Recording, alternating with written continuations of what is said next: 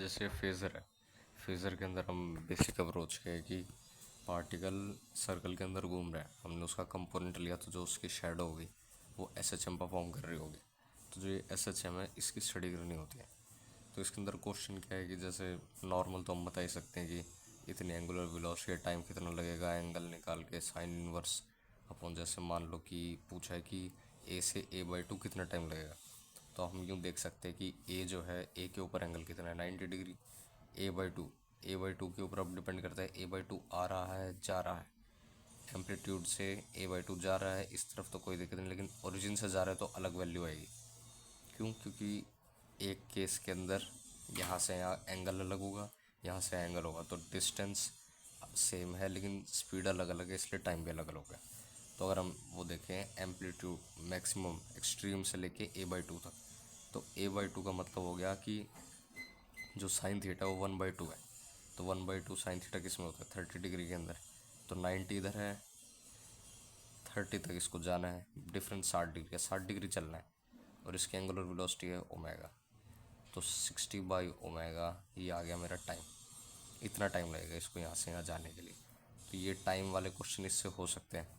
फिर एक और क्वेश्चन आते हैं कि दो पार्टिकल हैं, ओमेगा से चल रहे हैं, ए कभी a/2 के ऊपर है, ए कभी √3/2 ए के ऊपर है, दोनों एक दूसरे की तरफ आ रहे हैं, तो बताओ कब मिलेंगे।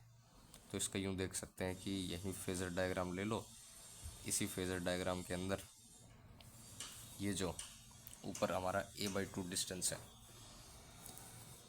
एक दूसरे की तरफ आ रहे हैं, एक है a/2 के ऊपर, मतलब 30 डिग्री के ऊपर इस तरफ, और एक आ रहा है √3a/2 मीन की तरफ नहीं, ओरिजिन की तरफ, ऐसे।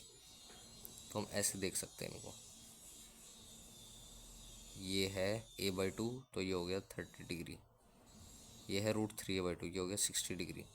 रिलेटिव जो है इनके बीच में एंगल वो है 90 अपॉन इनके बीच का रिलेटिव ओमेगा निकाल लेंगे, अगर ओमेगा सेम है तो फिर 2 ओमेगा हो गया, तो ये हमारा टाइम निकल जाएगा।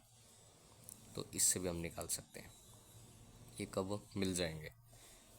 फिर इसका यूँ भी हो सकता है, मान लो कि ये इधर जा रहा है, ये पार्टिकल जो है ये यहाँ से लेके इधर जा रहा है, तो रिलेटिव एंगल हालांकि बहुत ज़्यादा है, ज़ीरो होने में बहुत टाइम लग जाएगा, लेकिन जिस पॉइंट पे इनका जो एंगल है ये डायमीटर के अलोंग, वो डायमीटर के अलोंग कह रहा हूँ सॉरी, जैसे कि ये है, ये पॉइंट है, ये पॉइंट है, ये ऐसे चल रहा है, और ये जो है ये ऐसे चल रहा है।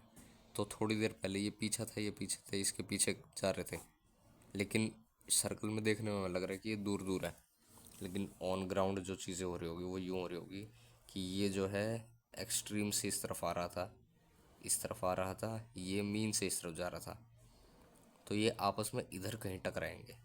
तो ये इधर कैसे टकराएंगे उसका कैसे देखेंगे, इनके बीच का रिलेटिव एंगल देख लो, मान लो थीटा, तो ये थीटा कांस्टेंट रहेगा अगर ओमेगा कांस्टेंट है। अभी ओमेगा कांस्टेंट की बात है, ओमेगा रिलेटिव होगा तो हम थीटा को भी वेरिएबल कर देंगे, इसको भी वेरिएबल कर देंगे, और उसको ऑब्जर्वेशन से हम निकाल सकते हैं, ज़्यादा मुश्किल नहीं रहता।